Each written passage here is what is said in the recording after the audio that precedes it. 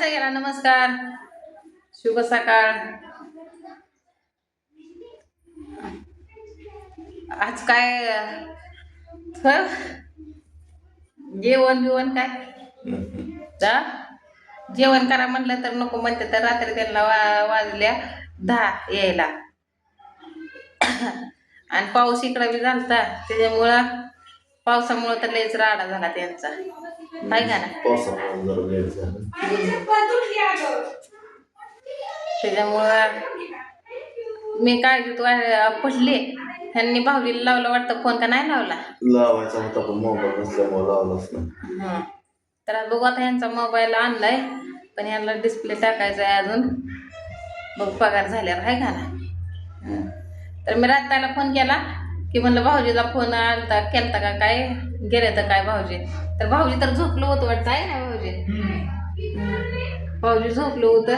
तर भाऊजी काल आलं, तर ही काल लवकरच गेलं, 7:30ला गेलं. लवकर गेलं. आणि मग हे टायमालाच भाऊजी आलतं, 9 वाजता चालतं आहे का ना टाइम भाऊजी. त्यामुळं मग सगळा राडाच झाला. तरी भाऊजी पण गाडी घेऊन आलतं यांची वाटतं, आमचं काम कार्यक्रमामुळे लवकर बोलत होत. तर सगळ्यांच्या म्हणजे मला म्हणते तर तू का आली नाही, मी तुझी वाट बघत होतो, वहिनीची, तुझी, आबाची. तू आम्ही पैसे काढायला, पण आम्हाला तुमचं दुकानच घ्यावलं नाही, कुठं ते लक्षातच राहिलं नाही आम्हाला. भाऊजी संग असतं म्हणजे आपल्याला कळलं असतं आम्हाला. मंडप होता गेलं त्यामुळे कुठनं कसं ते. आणि कालचं इतकं तर जणू काय कामाला गेल्यावर आणि ताटलं. काल किती चाललोय आम्ही, किती किलोमीटर भरतोय आपण भाऊजी. असं सातारा चौकात ना परत असं सरळ बारामती, आणि बारामतीतनं परत इकडं असं.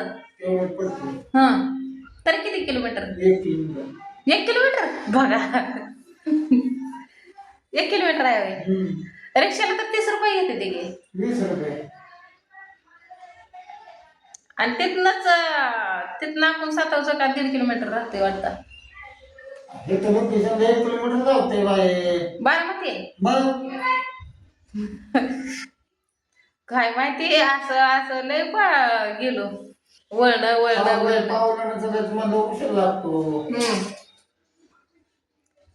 डायरेक्ट त्या टेंडवरच.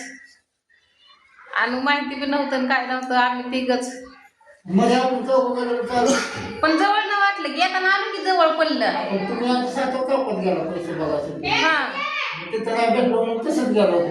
असं वळणार परत ते कॅनल वरनं खाली उतारलो, खाली ना तिकडं डायरेक्ट परत बारामतीत असं गेलो. त्यामुळं लय असेल ते, असं वाटतंय. तर भरला यांचा डबा बिबा निवांत आहे ना. काल वाटतं दिल्लीच्या आशेनं यांना रात्री किती वाजता जेवण घेतलं?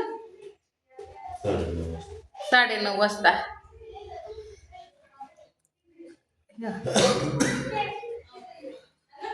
9:30 वाजता जेवण भेटलं. परत तिथनं चालत आलं, 10 10:30 वाजल्या. आता ताई काय करते त्या?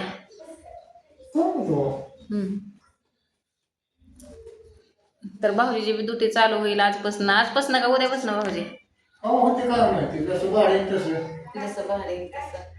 तर आता ह्यांच्या इथं आहे काम, पण ते पालखीमुळं वाटतं अजून कालचा 1 दिवस, आजचा 1 दिवस. आज होईल वाटतं दुपार, नाही चालू. कारण का तिथं मंडप ते सगळं आहे वाटतं ठोकलेला ते, कारण का मोटरसायकल जाऊन येत नाही. सगळं त्यांनी टाकलेलं आहे.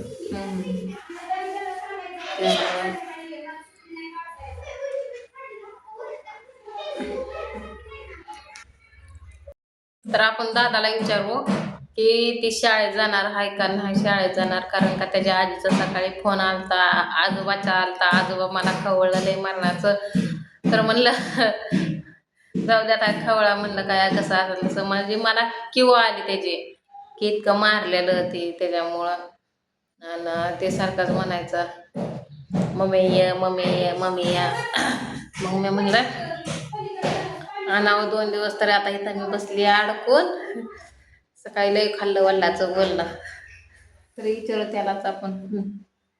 होय जाणार का शाळेत? हां मग शिकणार आहे का शाळा? हां अभ्यास ते नीट करणार आहे का? माझं ध्यान नाही ना काढणार सारखं? ध्यान शाळा शिकायची म्हणल्यावर मम्मीचं ध्यान नसतंय काढायचं. ताई कशी राहते आपली? राहते का नाही शाळेत? चांगली राहते का नाही? मग ताईबरोबर भांडणं करायची नाही. ती कुठं फिरायचं पण नाही आणि कुठं जायचं पण नाही, कुठं यायचं पण नाही. तुम्हाला टीव्ही आहे, मोबाईल काय मामा देत नाही? देत नाही का नाही? फोन लावायला मामा तेवढं फोनवर बोलायला तुम्हाला मोबाईल देतं का नाही? आईचा मोबाईल आहे तर माझा फक्त फोन आलेला तेवढं ऐकायचं. पप्पाचा ते आलेला तेवढं बोलायचं. कुणाच्या नादी लागायचं नाही, कोणाचा मार खायचा नाही. हा शाळेत गेल्यावर खोडी करायची नाही त्या कुणाला. तर करणार आहे? हा कुणाला म्हणजे कुणालाच काहीच म्हणायचं नाही. रोज रोज मामा तुझा अभ्यास घेतोय ना? आणि मग ताईचा तुझा नाही घेत? मग कुणाचं घेतो? ताईचाच. आणि तुला का म्हणत नाही मामा की ये शाळेत काय ते अभ्यासाला बस की काय? कशा पाय? तुझं धाकलं नसल्यामुळं. तर ह्याचा दाखला नाही. ती पण दाखल्यासाठी पण ती मॅडम बसू दे ना काय नाही. आता म्हणले महिना झाला की त्याचा दाखला नाही, त्याचं हाजरीला नाव नाही, त्याला पुस्तकं नाही ती त्याच्यामुळं. तर दाखला बी तिकडला आष्टीचा करून दिना ती. आमचा भाऊ गेलता आणायला पण हे असं आडवं आहे बघा. तर आता म्हणलं 25 तारखेला जावं आपणच घेऊन यावं. तर पालख्या पण पोच होते त्या पंढरपूरमध्ये. कुठं चाललंय? चला आता आंघोळ ती करायचे. पंढरपूरमध्ये तोपर्यंत पालख्या पण होते ते. आणि अशा कमेंट पण आली मला की स्वतः तू काम सोडलं का? तर मी खरं सोडलं काम. कारण का ते आपल्याला काय परवडलं नाही काम. म्हणजे परवडायचं पण जाऊ द्या, जसं असेल तसं तात्पुरतं झालतं.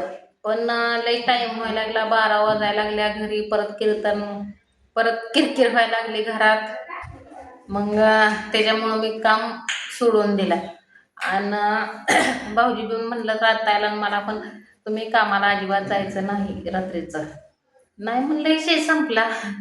त्यांनी पण म्हणलं जायचं नाही. म्हणजे दोघं भाऊ आम्हाला त्यांनी कामाला जाण्याचं बंद केलं. करा. दोघांनी पण आम्हाला कामाचं जायचं बंद केलं. मग ती म्हणलं की तुम्हाला जसं काम म्हणजे की 10 ते 6 असू द्या, 7 वाजेपर्यंत असू द्या, पण 12-12 वाजेपर्यंत काम तसलं काय आपल्याला परत करायचं नाही आणि जायचं पण नाही. नाही म्हणलं विषय सोडला. मग म्हणलं आम्ही कमवतो या गडी, आम्ही कमवतो. सर तू तुझं तिकडं. तर तुम्ही घरात बसून खायचं जोपर्यंत चांगलं काम लागत नाही तोवर. पण ते खाय मग आता काय करायचं, काय घ्यायला. ते पण तसंच बरं आहे की पैसा असतोय पण पैसा मस्त होता. एकच पगार घेतली तर एक पगाराचं पण सब शिकलं. एक पगार घेतली तर ह्याचं सगळं 9,000 रुपये गेलं तिकडे गेलं. 15,000ला काय दम असतो या नाही. आणि आता बघू राहतायला पण काल आलंय वाटतं का, म्हणजे दोघींना पण आलंय.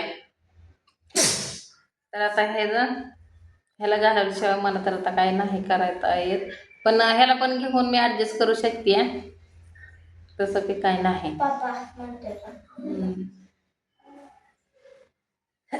आणि त्यात रत्ताची BP सगळीच कमी झाली आहे.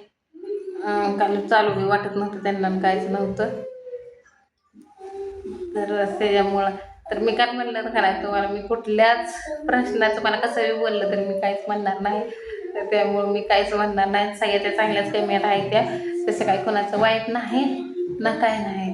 तर चला आता बघू पुढल्या व्हिडिओमध्ये काय होतंय काय नाही, तर नक्कीच बघा, हाय का नाही.